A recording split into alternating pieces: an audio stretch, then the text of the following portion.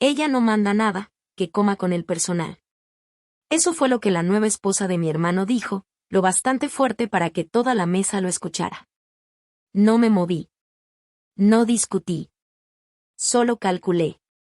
Mi madre no dijo nada. Mi padre desvió la mirada. Incluso mi hermano el hombre cuya boda vine a apoyar se quedó callado. Ese silencio habló más fuerte que cualquier insulto. Creían que yo no era más que la chica que llevaba cafés a las juntas. Que estaba ahí como adorno, como obligación. No como la mujer que había construido la empresa con la que estaban a punto de fusionarse, la que tenía en sus manos la firma final de un trato de $30 millones que ellos necesitaban desesperadamente. Así que sonreí. Saqué mi celular y, con 3 palabras. Cancelar el contrato. Destruí su futuro cuidadosamente planeado. Mi hermano se quedó helado. Mi madre palideció. La novia dejó de respirar. No discutí. No expliqué. No grité. Simplemente me levanté y me fui, llevándome con eso todo su imperio. ¿Crees que ahí terminó la historia? Apenas estamos comenzando. Quédate, porque lo que pasó después, digamos que el karma llegó con tacones y cargando recibos. Llegué a la boda de mi hermano 15 minutos antes. No por emoción, sino por respeto. El mismo respeto que siempre di, aunque nunca lo recibiera. Mis tacones resonaban suaves sobre el mármol del salón mientras todas las miradas se desviaban. Nadie me notó, nadie me saludó. No me sorprendió, así había sido siempre en mi familia. Olivia, presente, pero nunca reconocida. La decoración era impecable, orquídeas blancas suspendidas de arcos dorados, velas flotando en tazones de cristal. Todo cuidadosamente diseñado. Elegancia. Riqueza. Control. Exactamente como Jason y su nueva esposa, Madison, lo querían, perfecto, controlado. Y aún así, a pesar de todo lo que sabía, todavía guardaba un hilo delgado de esperanza, de que ese día fuera diferente. Me acerqué al frente buscando mi nombre en las tarjetas de mesa. Pasé junto a mi tía, que apenas me miró y siguió hablando. Mi prima me dio una sonrisa tensa antes de regresar a su copa de vino. No era hostilidad. Era indiferencia. Y eso, de alguna forma, dolía más. Entonces vi el tablero con el seating chart, nombres escritos en elegante caligrafía. Jason y Madison en la mesa 1, claro. Mis papás en la 2. El cortejo nupcial en la 3. Familia, amigos, vecinos de antes, maestros, todos tenían su lugar. Menos yo. Busqué de nuevo. Nada. Una organizadora de la boda estaba cerca, con portapapeles en mano y sonrisa ensayada. Me acerqué con calma. Disculpa, creo que hay un error. No encuentro mi nombre en la lista. Ella revisó, frunció un poco el ceño y sonrió demasiado rápido. Ah, sí, señorita Olivia. Mesa 14. Mesa 14, repetí. Al fondo, junto a la cocina respondió. Hubo algunos cambios de último momento. Asentí una sola vez, manteniendo el rostro neutro. No pregunté quién hizo el cambio. Ya lo sabía. Caminé hacia el fondo del salón. La mesa 14 estaba pegada a las puertas vaivén de la cocina. El olor a cordero asado y ajo impregnaba el aire mientras los meseros iban y venían. El mantel estaba un poco arrugado, los cubiertos no combinaban. 2 empleados del catering descansaban ahí, riéndose suavemente. Uno levantó la vista al verme y se paró de inmediato. Avergonzada, antes de que pudiera responder, lo escuché claro, frío y calculado. Ella no manda nada, que coma con el personal. La voz de Madison resonó como campana, suave, helada, ensayada.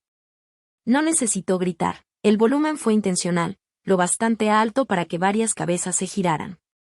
Me volteé despacio. Ella estaba de pie al lado de Jason, con su brazo enganchado en el de él. Un grupo de amigos los rodeaba, todos impecables, como salidos de una revista. Mi madre no estaba lejos, fingiendo acomodar el listón de un arreglo floral. Mi padre miraba hacia la pista de baile, con las manos en los bolsillos. Jason me vio. Nuestras miradas se cruzaron un instante. Luego desvió los ojos. Ese momento, esa sola mirada compartida, lo confirmó todo. No era un error, no era un descuido, era deliberado. No me veían como familia. Me veían como amenaza, como un estorbo y, quizá lo más insultante de todo, como un accesorio desechable para su imagen perfecta. Sentí el ardor detrás de mis ojos, pero no dejé que se notara. No les daría ese gusto. En su lugar, sonreí.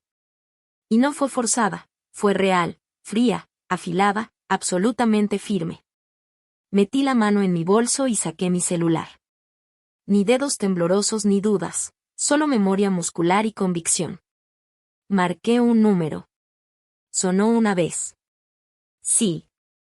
Cancela el contrato, dije, tranquila, clara como cristal. Silencio. Luego, una respuesta seca. Entendido. Colgué. Detrás de mí, la organizadora de la boda parpadeó. Un mesero dejó caer una cuchara.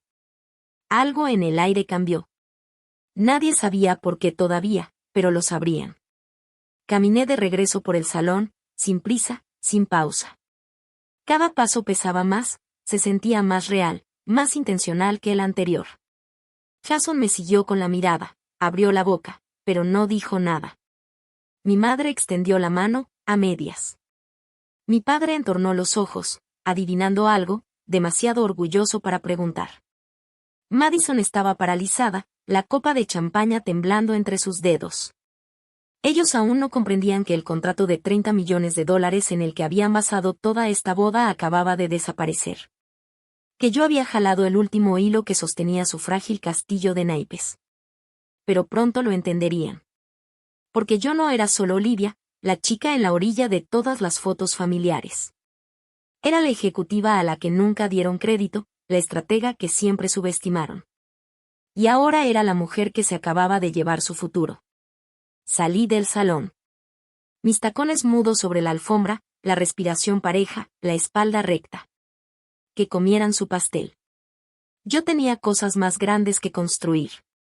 No lloré al salir. No me permití sentir nada todavía. Ya habría tiempo para eso después. Por ahora, solo pensaba en lo predecible que había sido todo, el insulto, el silencio, la traición. Nada me sorprendía. Nunca lo hizo. Siempre había sido así. Mucho antes del contrato, antes de la boda, incluso antes de que Madison llegara a nuestras vidas. Tenía 8 años cuando empecé a escucharlo, la callada, me decían los adultos. No porque fuera tímida, sino porque aprendí desde temprano que mis palabras no tenían peso. Jason, 2 años mayor, era el ruidoso, el niño de oro. Ese que entraba a un cuarto y absorbía todo el aire sin proponérselo. Tenía esa presencia que hacía a todos inclinarse, escuchar, admirar. Yo tenía curiosidad, libros, y la costumbre de hacer bien las cosas desde la primera vez. Pero la competencia silenciosa nunca brillaba cuando el carisma ruidoso ocupaba el espacio. En la escuela sacaba 10.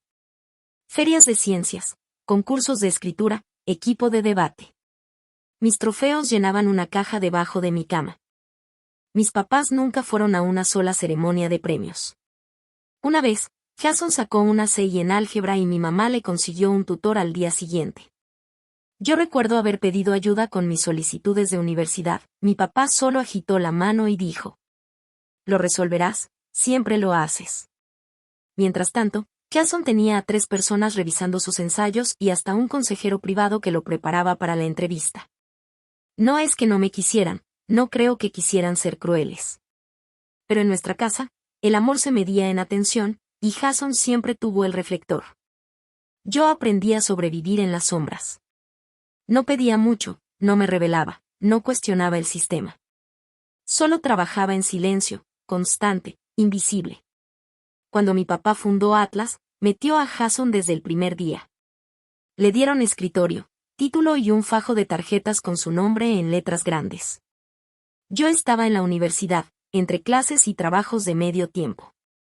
Me ofrecía ayudar con el software contable, el flujo operativo, hasta los pitches con inversionistas. Mi papá dijo, te llamamos cuando te necesitemos. Nunca lo hicieron. No por años. Luego vino el desplome del mercado y Atlas casi quiebra. Jason entró en pánico. Mi papá ya había muerto y él no tenía idea de cómo mantener la empresa a flote. Fue la primera vez que me llamó. No como hermana, sino como último recurso. Entré sin ruido. Reorganicé operaciones, consolidé proveedores, reescribí el modelo financiero. Lo hice funcionar. Sin titulares. Sin título. Sin aplausos. Cuando la empresa se estabilizó, Jason salió en televisión y dijo: nos adaptamos. Tomé decisiones difíciles. Ni siquiera me mencionó. Nunca necesitó decir mi nombre para beneficiarse de mi trabajo. En casa era lo mismo. Si Jason rompía el toque de queda, yo recibía el regaño. Si él olvidaba cerrar la puerta después de una fiesta, a mí me decían que debía ser más responsable. Un día de Acción de Gracias, manejó borracho y destrozó la cerca de un vecino. Mi mamá lloró, mi papá se enfureció, y luego los dos se voltearon hacia mí para preguntar cómo pude dejar que pasara. Yo estaba en la universidad, a 3 horas de distancia. Siempre me vieron como la que limpiaba el desastre, la que lo acomodaba todo. Y cuando el desastre se borraba, yo también lo era, olvidada, ignorada, esperando a que me volvieran a necesitar. Hasta en las cenas familiares el patrón se repetía. Jason llegaba tarde, contaba las mismas historias, repetía las mismas medias verdades, y todos reían, todos lo elogiaban. Una vez intenté hablar de una idea que tenía para una incubadora de organizaciones sin fines de lucro. Mi mamá cambió de tema a la mitad de mi frase, mi papá pasó la sal, Jason me interrumpió con un chiste sobre mi carro viejo. Y todos se rieron. Ese día dejé de opinar.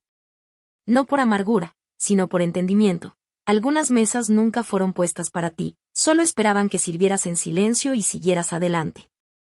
Por mucho tiempo me pregunté qué había en mí que provocaba eso. ¿Era demasiado seria? ¿Demasiado callada? ¿Faltaba encanto? Pero la verdad no tenía nada que ver con defectos. Tenía que ver con roles. Roles que definieron desde temprano y que nadie se molestó en cuestionar. Jason era el futuro. Yo era el plan de respaldo. Él era la cara. Yo, la póliza de seguro. Él era el imperio. Yo, las manos que sostenían los cimientos. Parada en la banqueta afuera del hotel esa noche, mirando a los invitados llegar con smokings, copas de champaña y peinados impecables, me di cuenta, nunca me habían visto de verdad. Ni una sola vez. Veían la silueta de lo que era, pero nunca la sustancia. Usaban mis habilidades, pero jamás me dieron un nombre. Pedían mi lealtad, pero nunca la ofrecieron de vuelta. Siempre fui la que entendía lo que había que hacer, pero nunca la que era invitada a hablar. La que leía los contratos mientras los demás brindaban por su propio genio. La que decía sí por deber, nunca por reconocimiento. La que construía en silencio, para que otros se quedaran con el crédito. Pero eso ya se acabó. El día que entendí que estaban edificando su legado sobre mi silencio, fue el día que dejé de esperar reconocimiento. Porque después de tantas noches sin dormir, de cada número revisado, de cada junta salvada al último segundo, ellos seguían viendo a Jason como el héroe. Y siempre lo verían así. Cuando mi papá murió, pensé que tal vez algo cambiaría. Que el duelo aclararía su visión. Que recordarían quién sostuvo Atlas cuando Jason estaba perdido, cuando los números no cuadraban, cuando hasta la junta directiva estaba lista para saltar del barco. Pensé que la pérdida traería claridad, pero lo único que trajo fue borrarme. El testamento de mi padre nombró a Jason como CEO sin discusión. A mí no me ofrecieron ni un rol, ni siquiera un liderazgo interino. Solo me dijeron que la junta consideraba que la continuidad era importante. Traducción: Jason era una cara conocida y yo, una mujer en la sombra. Asentí durante el anuncio, di la mano, acepté las sonrisas educadas y los elogios vacíos. Has hecho tanto tras bambalinas. Tus ideas fueron invaluables. Pero ideas no son propiedad. Estrategia no es crédito. Y el silencio nunca es consentimiento. Todo empezó meses antes de la muerte de mi padre, cuando Atlas tambaleaba al borde de la quiebra. Recibí una llamada frenética de Jason. Necesitamos ayuda. Ni siquiera intentó sonar sereno. Cuando llegué, la oficina parecía un barco fantasma, cubículos vacíos, asistentes tensos, medio equipo ejecutivo había renunciado, los proveedores sin pago. Le pedí la verdad. ¿Qué tan mal? 30 días antes del colapso. Eso era generoso. En realidad eran 15. No perdí tiempo. Organicé auditorías de emergencia, limpié los reportes, descubrí proveedores duplicados que drenaban dinero y contacté a 3 inversionistas clave con los que llevaba años cultivando relaciones silenciosas. Fui yo quien los convenció de que Atlas tenía futuro. Jason no hablaba el idioma de los números. Yo sí. Presenté el caso, tracé el plan y prometí resultados. Ellos confiaron en mí, no en la cara de la empresa, sino en la mente detrás de ella. Firmaron. 17 millones en inversión nueva entraron en 3 semanas. Se salvó la nómina. Las operaciones arrancaron de nuevo. La confianza regresó. Jason volvió a sonreír en las juntas y a dar entrevistas. Yo regresé a mi oficina de siempre, sin prensa, sin perfil, con el mismo cargo que nunca fue un cargo, asesora, colaboradora, la que arregla. Un mes después salió el primer artículo en una revista de negocios. Foto de página entera de Jason, mandíbula firme, brazos cruzados, el logo de Atlas iluminado detrás. El titular decía: el joven CEO que rescató el legado de su padre. Leí el artículo 2 veces. Ni una sola mención a mi nombre. Ni como parte del equipo ejecutivo, ni como asesora estratégica, ni siquiera al pasar. Cuando se lo mencioné a Jason, él respondió: ya sabes cómo es esto, los reporteros simplifican, es por la marca. Lo que en realidad quiso decir fue: tu trabajo tiene valor, pero tu nombre es incómodo. Después del funeral, la junta tuvo una reunión privada. A mí no me invitaron. Me enteré de la reestructuración de liderazgo por un correo enviado a todo el personal. Jason se promovió a sí mismo como CEO. La junta aprobó por unanimidad. Mi título no cambió. Mi rol tampoco. Solo que mi presencia se volvió aún más invisible. Se tomaban decisiones en salas donde yo no estaba, reuniones se agendaban sin mí. Y lo peor, nadie lo cuestionó. Los pocos que recordaban lo cerca que estuvo Atlas de colapsar, los que me vieron cargarlo de vuelta a la vida, me ofrecieron disculpas suaves. Es político. Ya sabes cómo es esto.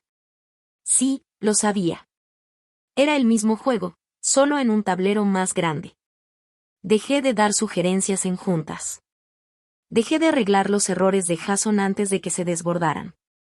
Lo observé tropezar con presentaciones estratégicas que yo solía escribir, contradecirse en llamadas de resultados que yo solía guiar. Intentaba desempeñar el papel que siempre le habían dado. Pero hasta él sabía que no lo había ganado. Yo, mientras tanto, trabajaba en silencio, como siempre. Pero esta vez construía algo aparte. Socios estratégicos fuera del círculo de Atlas. Reuniones bajo mi propio nombre. Ningún documento fantasma, ningún pitch con otro rostro al frente. Cada conexión que hice a partir de ahí fue mía.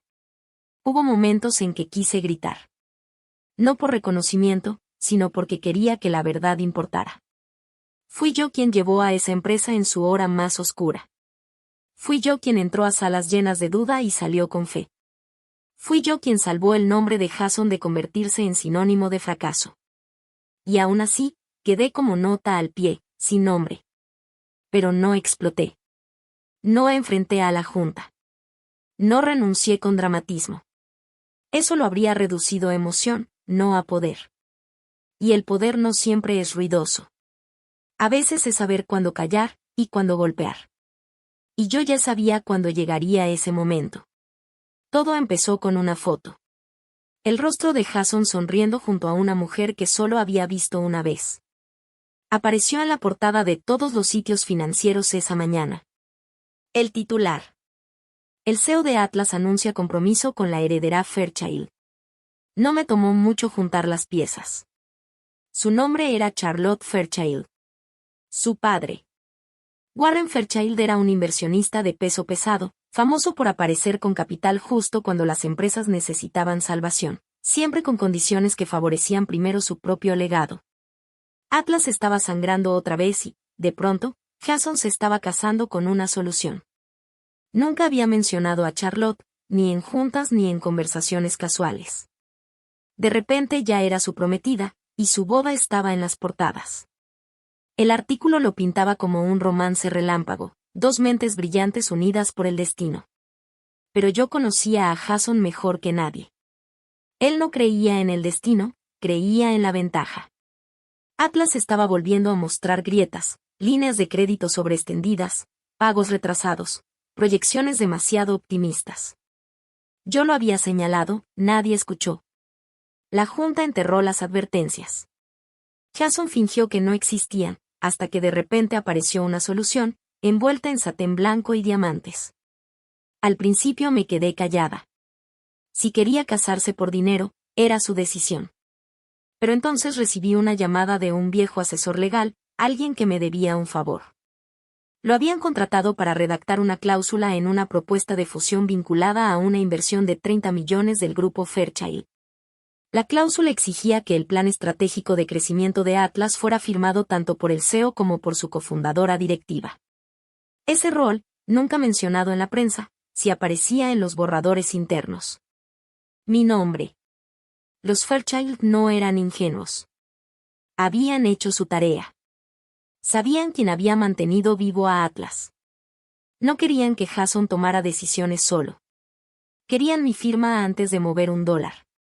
Ahí fue cuando las piezas encajaron. Ese compromiso no era una historia de amor. Era una negociación de contrato. Jason no se había enamorado de Charlotte. Se había enamorado del capital de su padre. Y yo, la hermana invisible, el plan de respaldo, la que arreglaba todo, yo era la cláusula final.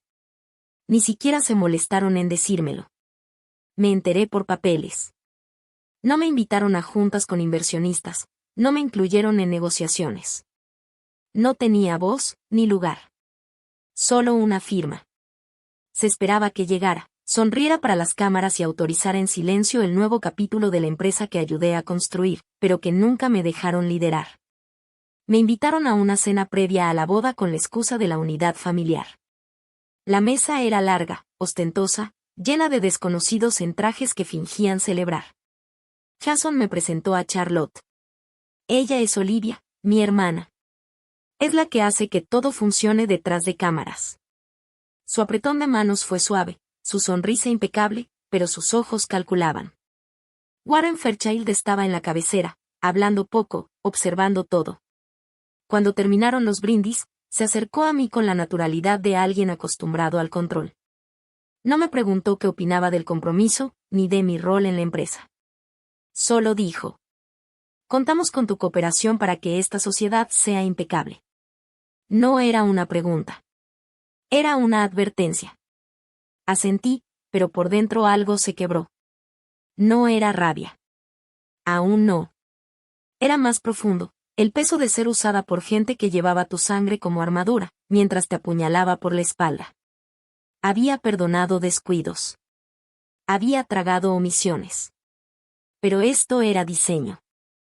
Esto era cálculo. Estaban construyendo un futuro sobre mi firma, mi silencio, mi rendición. Jason me arrinconó antes de que me fuera. No lo hagas difícil. Solo es un trámite. Necesitamos este acuerdo. Lo miré, de verdad lo miré. El mismo niño que una vez estrelló su bici y me rogó que no le dijera a papá. El mismo hombre que me dejó salvar Atlas sin darme las gracias. Su traje era mejor ahora, su cabello más gris, pero en esencia no había cambiado. Seguía usando a todos como piezas de ajedrez. Y seguía asumiendo que yo jugaría el papel que él quería. No le respondí. Salí con la cabeza en alto, los tacones marcando el mármol. Pero ya sabía lo que iba a hacer. No por él. No por Charlotte. Ni por Fairchild. Por mí. La mañana de la firma me desperté más temprano de lo habitual. El cielo estaba gris, el aire quieto. Se sentía como un día que contenía la respiración. Pasé por mi rutina con calma, aunque cada movimiento estaba cargado de la tensión invisible de las últimas semanas. Todo estaba listo. El equipo legal había mandado los documentos finales. La junta ya había votado anticipadamente. Mi firma era el último paso. Después de eso, el trato con los Fairchild se cerraría y Atlas estaría a salvo. Esa era la palabra que usaban, a salvo. No estaba segura de quienes entraban en ese nosotros. Me senté en el escritorio, el café enfriándose a un lado, la pluma en la mano. Los papeles ordenados, un portaplacas con mis iniciales a la izquierda, un recordatorio del cargo que nunca tuve oficialmente, pero que siempre cumplí. Me quedé mirando la primera hoja, intentando convencerme de que era solo otra transacción. Tinta y papel. Nada personal. Nada de traición. Solo negocios. Entonces sucedió. Un suave ping en mi bandeja de correo. Casi lo ignoré. El asunto parecía rutinario. FW, solicitud de confirmación de firma. Pensé que era algún asistente coordinando la logística. Pero al abrirlo vi el hilo del correo debajo. Una línea de texto me cortó la respiración. Reenviado. Charlotte me había copiado por error en un mensaje que solo iba dirigido a Jason. Decía: en cuanto firme, dejamos de cuidarla.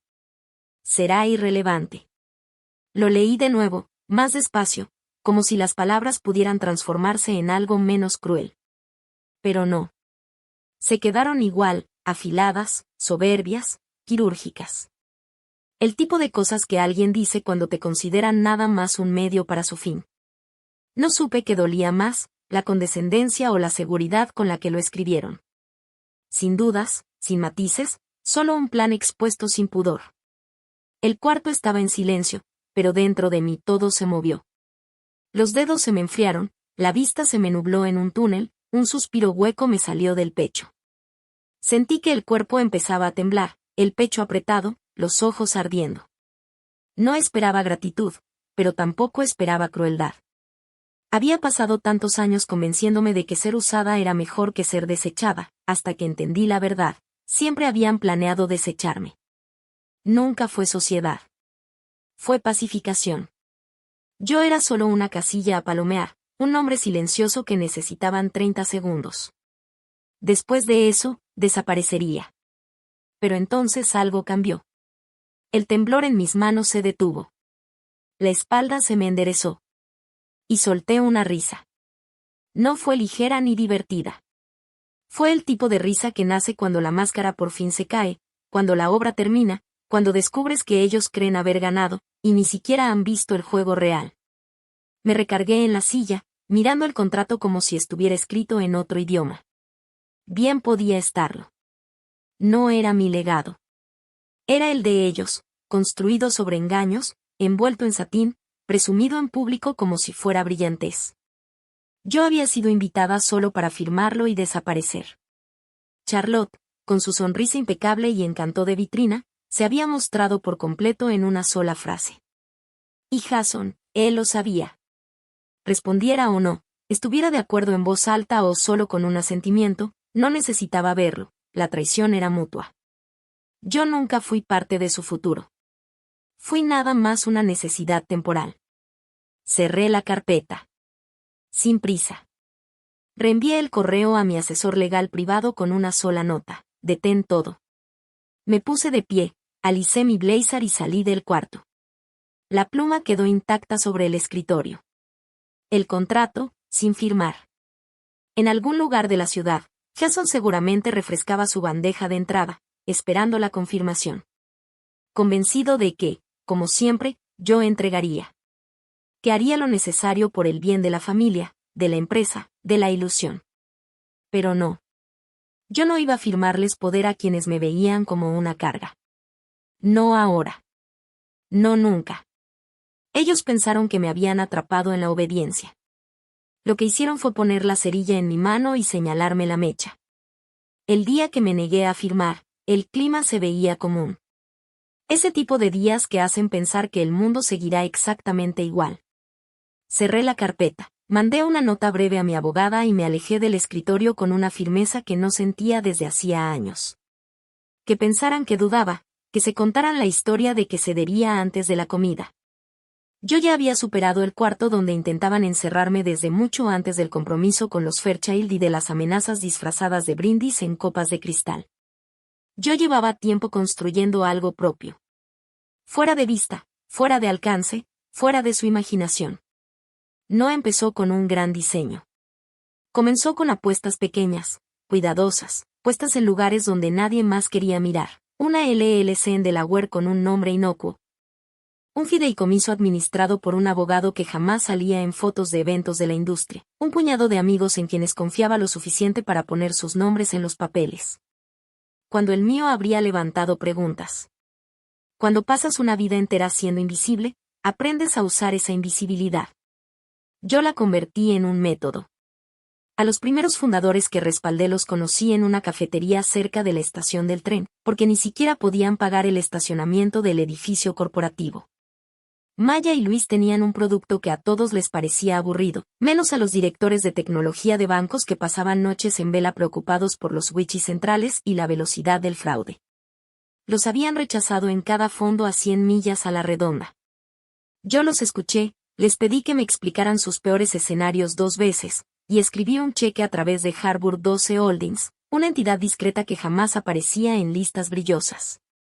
18 meses después, su software funcionaba en 3 bancos medianos y, por primera vez, ellos se pagaban salarios reales.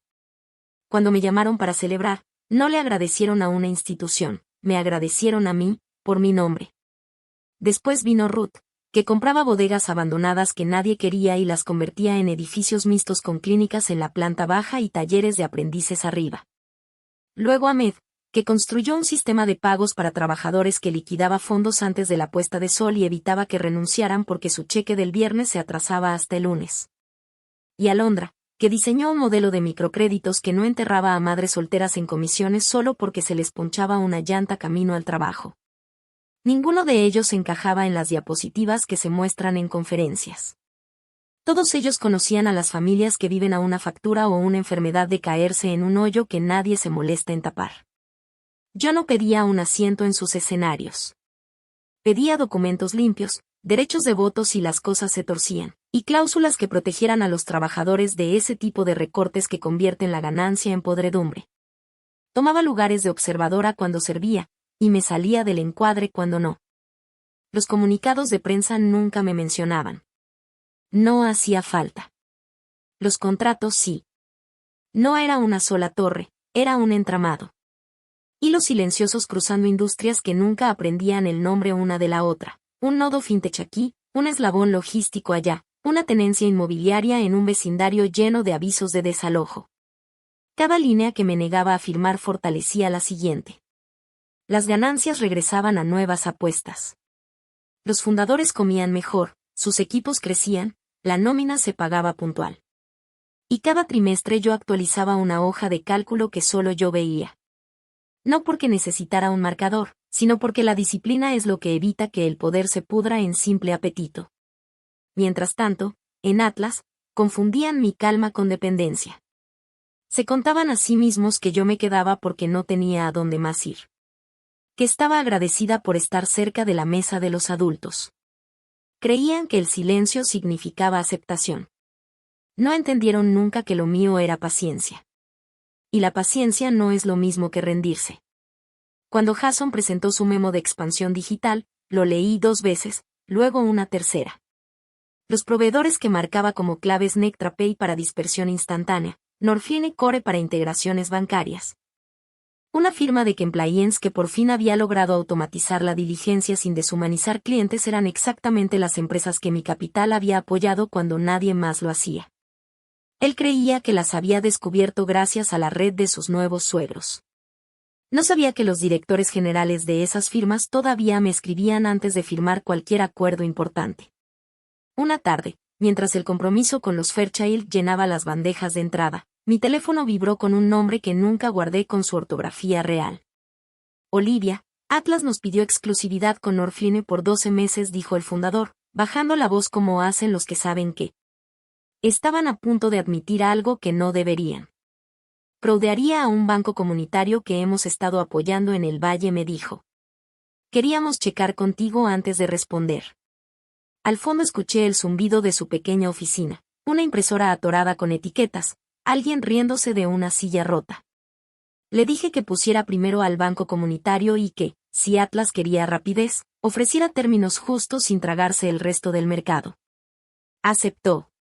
No se trataba de tumbar a nadie, sino de recordarle a una empresa que alguna vez amé que el acceso no es lo mismo que el derecho. No necesitaba alzar la voz para que me escucharan. Los contratos hablaban por mí. Silenciosamente, la red se fue tensando. Una startup logística que yo había sacado adelante en un invierno brutal controlaba un carril que Jason necesitaba para su piloto llamativo. Un proveedor de datos del que las amigas de Charlotte susurraban en sus comidas usaba un modelo antifraude que yo había financiado cuando apenas era un boceto en una pizarra. Una propiedad que Atlas planeaba rentar para su nuevo centro estaba en un portafolio que respondía a un administrador que siempre me devolvía las llamadas, incluso en domingo. Nada de esto me convertía en titiritera. Me convertía en la adulta en un cuarto lleno de gente que había olvidado que el crecimiento necesita raíces. Mis raíces iban más profundo de lo que ellos imaginaban. La gente asumía que yo quería a Atlas porque había sangrado por él. Esa era una historia vieja, contada por quienes confunden la resistencia con la posesión. Yo quería que Atlas fuera decente. Y si no podía, quería distancia. Y más allá de eso, quería el suficiente poder para rechazar lo que dañara a la gente que en realidad construía los balances que todos presumían desde un escenario. Así que me mantenía pequeña en público y precisa en privado. Hacía preguntas aburridas. Leía los apéndices. Me salía temprano. Pagaba puntual. Cumplía mis promesas incluso cuando nadie miraba. Sobre todo entonces. La mañana en que rechacé firmar no me sentí triunfante, me sentí lista. Lista como se siente un campo después de la helada, cuando la tierra está oscura y limpia, guardando más de lo que enseña. Si Jason llamaba a un proveedor que yo había cultivado, tomarían la llamada, pero también me llamarían a mí. Si Charlotte intentaba flexionar una influencia que no había ganado, aprendería la diferencia entre proximidad y verdadero liderazgo. Y si Atlas quería construir algo honesto, yo jamás me interpondría. Pero si pretendían comprar mi silencio con un anillo y un titular, habían malinterpretado el único activo en la sala que no estaba en venta. Solían decir que yo era un fantasma detrás de la cortina, rondando su imperio. Me daba risa, en cierto modo. Si estaba detrás de la cortina, pero no de ociosa, estaba cosiendo. Y el cordón de ese telón corría directo entre mis manos. La noche antes de la boda, la familia se reunió en un restaurante que alguna vez había sido el favorito de nuestro padre. Se suponía que sería cálido, festivo e íntimo, una cena para honrar lo que venía. Al menos, esa era la historia que les contaban a los invitados. Sentados bajo candelabros, alzando copas de vino y haciendo sonar los tenedores contra la porcelana. Pero lo sentí en cuanto entré, las sonrisas eran demasiado amplias, las risas demasiado ensayadas y las palabras escogidas con un cuidado sospechoso. Todo era teatro, una puesta en escena para mostrarle a los Fairchild que nuestra familia estaba unida. Solo que la unidad nunca había vivido aquí. Mi madre me saludó con un medio abrazo que terminó antes de empezar. Su perfume, fuerte y familiar, me sofocó. Se sentó frente a mí en la mesa larga, sus perlas brillando con la luz de las velas. Cuando la conversación bajó un instante, se inclinó apenas lo suficiente para que solo yo la escuchara. Su tono no fue un regaño abierto, fue peor, fue desdén. Como si mi sola presencia fuera una molestia que había que soportar, no un lugar que mereciera estar. No respondí. Tomé mi vaso de agua, lo llevé a los labios y dejé que el silencio hablara por mí. Si ella quería verme pequeña, sin voz, borrada, entonces el silencio sería mi armadura. Jason llegó tarde, como siempre que buscaba causar efecto. Traía la mano de Charlotte como un trofeo, guiándola al salón con la barbilla erguida.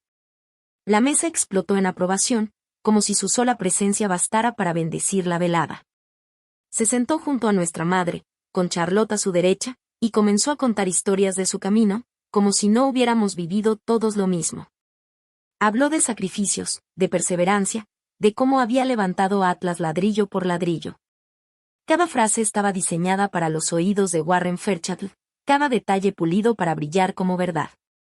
Cuando al fin me reconoció, fue con una sonrisa torcida que nunca llegó a sus ojos. Lo dijo con suavidad, como consejo, pero cortaba como advertencia: quédate callada, quédate invisible, firma lo que te digan y no estorbes al espectáculo. La mesa rió con cortesía, fingiendo que era solo broma entre hermanos. Pero yo vi las miradas, el destello de aprobación en los ojos de mi madre, la curva desdeñosa en la boca de Charlotte. Warren no dijo nada, pero su silencio pesaba.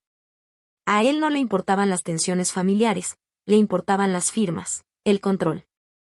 Mientras Jason pudiera mantenerme alineada, él lo dejaría jugar al hijo dorado. Corté mi comida y mastiqué despacio, con calma. No discutí. No les di el gusto de una reacción. Por fuera interpreté el papel que habían escrito para mí, la hermana callada al extremo de la mesa, tolerada por conveniencia. Pero por dentro, mi decisión ya estaba grabada en piedra. Recordé el correo. Esa sola línea que Charlotte había escrito con arrogancia, sin darse cuenta de que su máscara se había caído: en cuanto firme, dejamos de cuidarla. Será irrelevante. Las palabras se repetían en mi cabeza mientras Jason brindaba por el brillante futuro de Atlas y mi madre se secaba los labios con una servilleta de lino. Ninguno de ellos sabía que ese futuro brillante que celebraban ya se les escurría de las manos. Mi silencio no era rendición, era cálculo. Cada insulto lanzado en esa mesa era otro recordatorio de por qué jamás podía permitir que me encadenaran a la irrelevancia. Había pasado años construyendo una red de empresas, de fundadores y de socios que confiaron en mí cuando nadie más lo hizo. Jason pensaba que me había arrinconado, pero en realidad él había entrado en un cuarto donde todas las salidas eran mías. La cena se alargó entre brindis huecos y risas falsas que se desvanecían apenas caían. Yo asentía cuando era necesario, sonreía cuando se esperaba de mí y no decía más que cortesías. Que pensaran que estaba intimidada. Que creyeran que su obra de teatro había funcionado. Lo recordarían como la última vez que confundieron mi silencio con debilidad. Al servir el postre, Jason alzó su copa una vez más. Por la familia, declaró. Las copas tintinearon a mi alrededor. Yo levanté la mía también, aunque mis pensamientos estaban lejos. Sí, por la familia, pero no la sentada en esa mesa. No la que usa la sangre como palanca y el parentesco como cadenas. Mi lealtad ya estaba en otro lado, con los que habían confiado en mí, con el imperio que había construido en las sombras, con la versión de mí misma que ellos intentaron borrar pero solo afilaron. Me fui de la cena con la cabeza en alto y los labios sellados. Ellos pensaron que habían ganado la velada, que mi silencio era sumisión. Pero la decisión ya estaba tomada. El escenario estaba listo. Mañana descubrirían qué tan equivocados estaban. El día de la boda amaneció radiante, de esos que los fotógrafos sueñan: cielo limpio, luz dorada. La finca de los Fairchild parecía salida de una revista. Filas de orquídeas bordeando el camino, violines llenando el aire con Mozart, meseros deslizándose entre mesas vestidas de manteles blancos. Todo diseñado para impresionar, para susurrar poder, dinero y permanencia. Por fuera era perfecto. Por dentro yo sabía la verdad. Llegué puntual. Ni temprano para llamar la atención, ni tarde para generar conversación. Los acomodadores revisaron mi invitación, intercambiaron una mirada que conocía bien y me señalaron vagamente hacia el fondo. Mi nombre no estaba en las tarjetas caligrafiadas de las mesas principales. Mi asiento, dijeron, estaba siendo arreglado. Cuando por fin lo encontré, casi solté una risa. Casi. Una mesita arrinconada, junto a las puertas batientes de la cocina, lejos de los candelabros y del salón principal donde se sentaban la familia y los invitados de honor. Mi silla cojeaba en el suelo desnivelado, tan cerca de la estación de servicio que podía escuchar a los chefs gritar órdenes y oler el vapor que salía de las bandejas. No había tarjeta con mi nombre, ni servilleta de lino doblada como cisne. Solo una silla sencilla, apartada, como si fuera parte del personal contratado. Me senté despacio, con intención. Si esperaban que protestara, se decepcionarían. Mi silencio hablaba más fuerte que cualquier estallido. Charlotte, radiante en encaje y joyas, desfiló en ese momento. Su pausa fue calculada, lo suficiente para que su voz llegara a las mesas cercanas. Ella no manda nada. Que coma con el personal. Las palabras flotaron en el aire, frías, afiladas. Por un instante, la música pareció tambalearse, o tal vez solo fue la sangre golpeando en mis oídos. Miré alrededor. Mi madre bajó la mirada, los labios apretados. Jason me vio de su copa sin atreverse a encontrar mis ojos. Algunos primos se escondieron tras sus servilletas con sonrisas cómplices. La risa llegó después. Suave al inicio, luego creciendo, propagándose como una marea cruel. Nadie se levantó. Nadie dijo basta. Ese fue el verdadero cuchillo. La crueldad de Charlotte era predecible. Lo que dolía era el silencio de quienes deberían haber sabido mejor. El silencio de la familia. El silencio de la sangre. Crucé las manos sobre mi regazo y fijé la vista en el vaso de agua intacto frente a mí. Cada tintinear de cubiertos, cada estallido de carcajadas, cada murmullo de chisme alimentaba una tormenta dentro de mí que jamás llegó a mi rostro. Afuera, estaba inmóvil. Adentro, grababa cada instante en mi memoria. Quería recordar cómo se sentía ser borrada a plena vista. Porque eso haría que lo que venía después ardiera más brillante. El personal pasaba una y otra vez, con bandejas altas, lanzándome miradas de disculpa cuando creían que nadie los veía. Incluso ellos entendían lo que significaba ese asiento. No era descuido. No era accidente.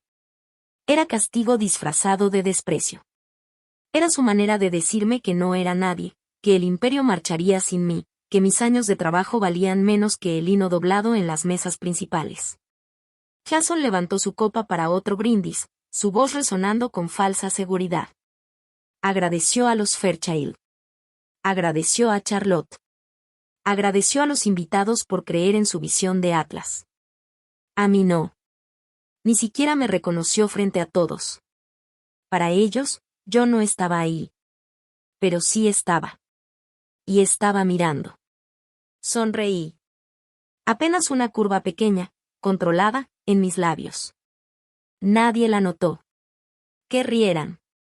Que susurraran. Que creyeran que me habían acorralado en la sumisión. Lo que no sabían, lo que nunca podrían imaginar, era que la mujer que intentaron enterrar llevaba años sembrando semillas.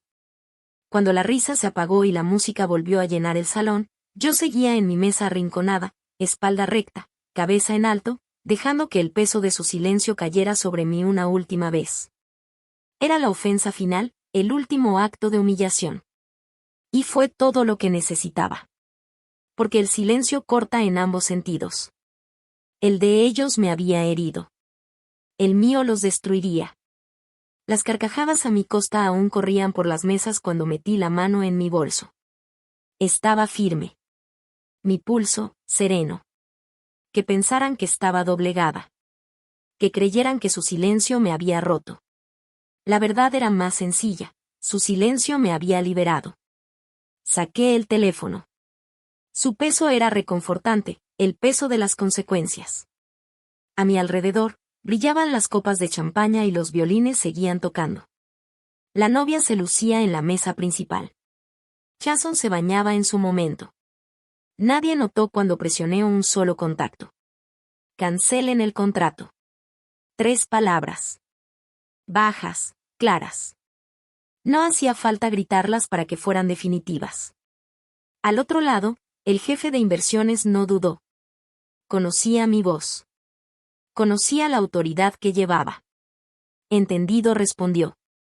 Y además agregué, no nos fusionamos con Atlas. Redacta el trato bajo mi holding. Atlas está muerto. Colgué antes de que el aplauso a mi alrededor terminara de extinguirse. Por un instante, nada pareció cambiar. Los meseros seguían cargando charolas, los invitados reían, el candelabro brillaba. Pero entonces lo vi. El temblor, primero en el rostro de Jason. Volteó hacia mí, quizá para soltar otra crueldad, quizá para presumir. Pero su sonrisa se congeló. El color se le borró de las mejillas cuando su teléfono vibró sobre la mesa. Lo miró. Luego otra vez. Y otra. Mensaje tras mensaje encendiendo la pantalla sin descanso. Charlotte se inclinó hacia él, murmurando preguntas cortantes. No respondió. Apretó la copa con tanta fuerza que pensé que la rompería. Mi madre frunció el ceño, sintiendo el cambio, aunque sin entenderlo todavía. Y entonces ocurrió. La silla de Warren Fairchild se deslizó hacia atrás, chirriando sobre el piso pulido. El sonido cortó la música como una navaja. Se levantó sin ceremonia, la mandíbula dura, los ojos fijos en Jason con un furor helado. Un murmullo recorrió el salón mientras el multimillonario inversor se acomodaba los gemelos y hacía una seña a su chofer. Yo no hago negocios con amateurs, dijo sin levantar la voz. No brindó. No felicitó. Solo condenó. Luego se dio la vuelta y salió, su séquito siguiéndolo como sombra. El silencio que quedó fue más pesado que cualquier insulto que yo hubiera soportado. Los invitados se movieron inquietos en sus asientos. Algunos murmuraban, otros se quedaban mirando, todos sintiendo que algo enorme acababa de quebrarse en medio de la celebración. Jason se levantó de golpe, tirando la silla. Estaba pálido, temblando, con los labios formando palabras que no podía pronunciar. ¿Qué hiciste?, escupió al fin, demasiado fuerte, demasiado desesperado.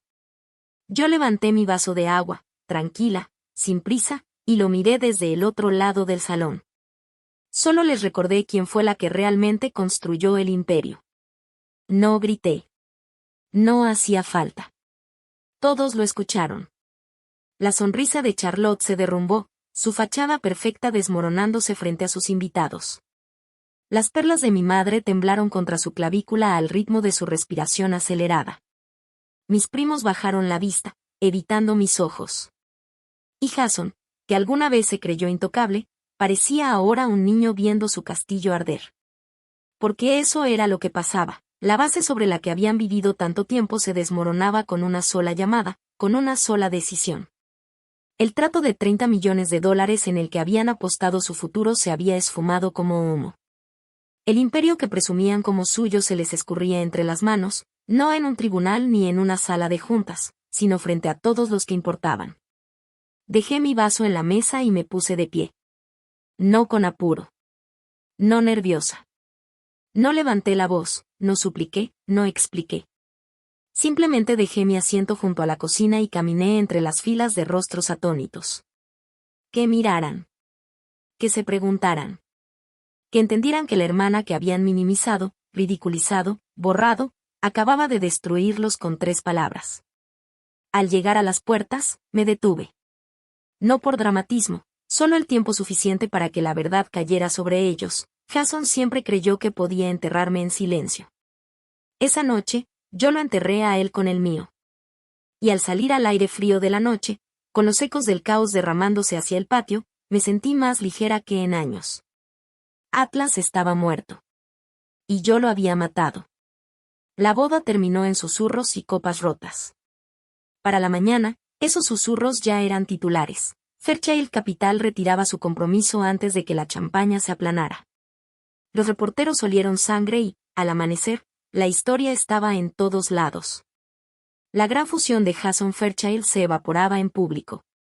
La familia de la novia, humillada. Atlas, expuesta como frágil. Los mercados no tienen piedad. Cuando sonó la campana de apertura, las acciones de Atlas se desplomaron. No fue goteo. Fue caída libre, 20% borrado antes del almuerzo, otro 15% al cierre. Los teléfonos que antes sonaban con felicitaciones ahora permanecían en silencio.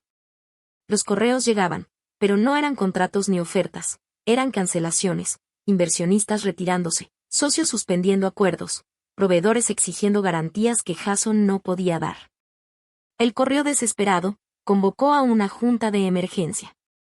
Exigió lealtad, suplicó paciencia. Pero los directores dejaron de contestar. Una se disculpó alegando otro compromiso. Otro dijo tener mala conexión y jamás volvió a la llamada. Jason se quedó sentado en la cabecera de una sala de juntas diseñada para triunfos, hablando solo frente a una pantalla llena de recuadros vacíos. La prensa devoró el festín. Fotos de Jason en el altar, sonriendo como un rey, aparecían al lado de gráficas en rojo cayendo en picada. Los conductores lo llamaron el colapso más rápido de un imperio de nivel medio en la memoria reciente. Los analistas hablaron de grietas ocultas, de mala gestión, de traición. Las palabras que alguna vez usó para describirme ahora se le pegaban a él. Esa noche sonó mi teléfono, era mamá. Su voz traía el mismo pánico que solo había escuchado una vez, el día que papá murió. Olivia, susurró sin aliento, ¿por qué? ¿Por qué le harías esto a tu propia familia? La dejé jadear, tropezar con palabras empapadas de desesperación.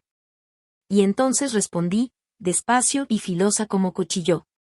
Porque me dejaste sentada junto a la cocina. El silencio al otro lado fue exquisito. No era confusión, era reconocimiento. Ella sabía exactamente lo que quería decir, cada desprecio, cada crédito robado, cada vez que me empujaron hasta que no quedó más lugar que esa silla junto a las puertas batientes. Intentó hablar, pero no salió nada. Por primera vez en su vida, mi madre se quedó sin palabras. Jason lo intentó al día siguiente. Convocó a una rueda de prensa, con el sudor brillándole bajo las luces del estudio. Habló de resiliencia, de reveses temporales, de lealtad. Pero detrás de él, las pantallas mostraban datos en tiempo real, Atlas colapsando a la vista de todos.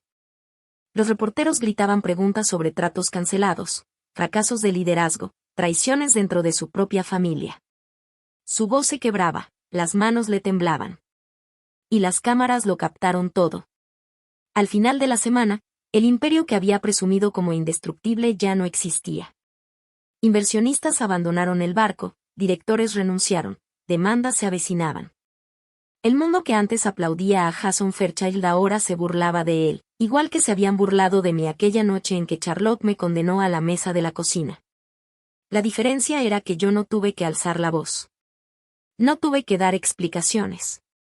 Bastaron 3 palabras, y ellas hicieron todo el trabajo. La ciudad de noche era un ser vivo, brillante, inquieto. Desde la oficina de mi torre veía todo, los puentes encendidos a lo lejos, el tráfico fluyendo como venas, y justo debajo el patio de un hotel de lujo donde se celebraba otra boda. Luces de hada enredadas en las columnas, copas de champaña destellando en las manos de los invitados, risas flotando en el viento. Observé un largo momento. Las bodas para mí ya no significaban amor ni comienzos, sino máscaras, actuaciones, el teatro de familias vendiendo perfección mientras escondían la podredumbre. Pensé en aquella noche, no tan lejana, cuando me mandaron a la mesa de la cocina. El ardor de esas palabras. La risa que siguió. El silencio de los que debieron defenderme. Cerré los ojos y lo reviví una última vez, la silla cojeando, las puertas del servicio golpeando, el calor de la humillación pegado a mi piel mientras en otra sala sonaban violines. Pudo haberme roto. Por un momento, casi lo hizo. Pero la verdad es que ese asiento fue el último regalo que me dieron, me recordó exactamente quién era yo.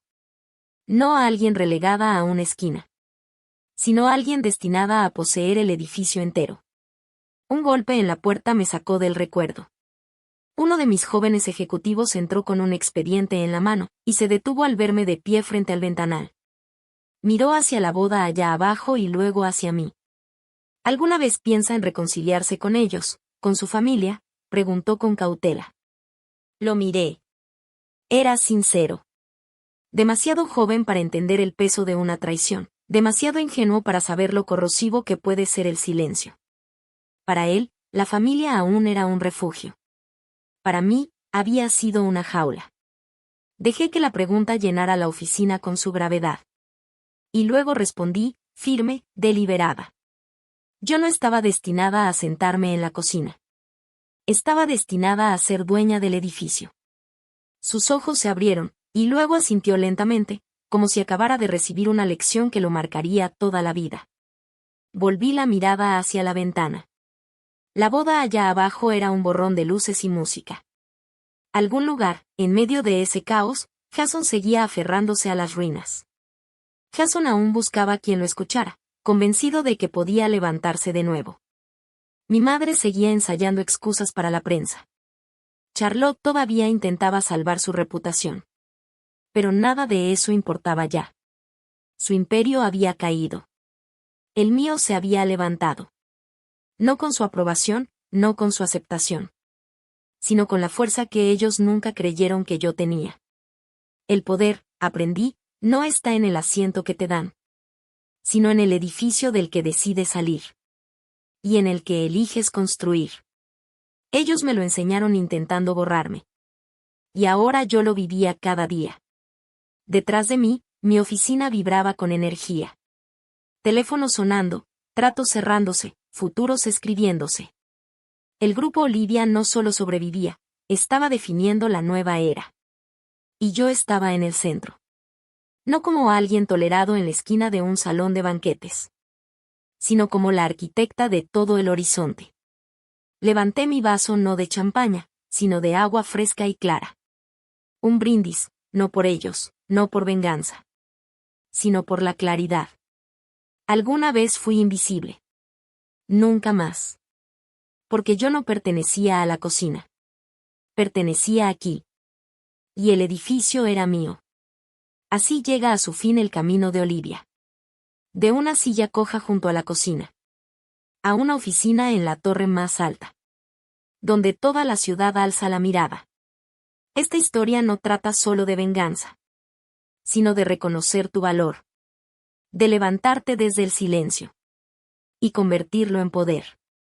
El silencio de su familia destruyó lo que ellos creían poseer. Olivia demostró que a veces la victoria no se logra gritando para ser escuchado, sino esperando el momento justo para hablar 3 palabras. Capaces de poner un imperio de rodillas. Si alguna vez te han minimizado, apartado, o dicho que no mereces estar en la mesa, recuerda esto. Las sombras pueden ser el lugar donde construyas tu propio imperio. Olivia no rogó. No robó. No se aferró. Simplemente se levantó y dejó que quienes la despreciaron se consumieran en las cenizas de su propia arrogancia. Ahora quiero saber de ti. ¿Crees que Olivia fue demasiado despiadada? ¿O solo reclamó lo que siempre le perteneció? ¿Alguna vez te han hecho a un lado? ¿Y deseaste regresar más fuerte? Compártelo en los comentarios. Porque esta no es solo la historia de Olivia. Es de todos los que alguna vez fueron subestimados. Y si quieres más relatos llenos de drama, venganza y justicia servida en frío, asegúrate de suscribirte a este canal. Cada historia trae una lección, un momento de satisfacción y quizá hasta la inspiración para levantarte más fuerte que nunca. Seguiste a Olivia desde la mesa de la cocina hasta el rascacielos. Pero aún hay muchísimas más historias por venir. No te las pierdas. Dale clic a suscribirte. Y sé el primero en ver cómo la verdad sale a la luz. Y los villanos finalmente enfrentan su merecido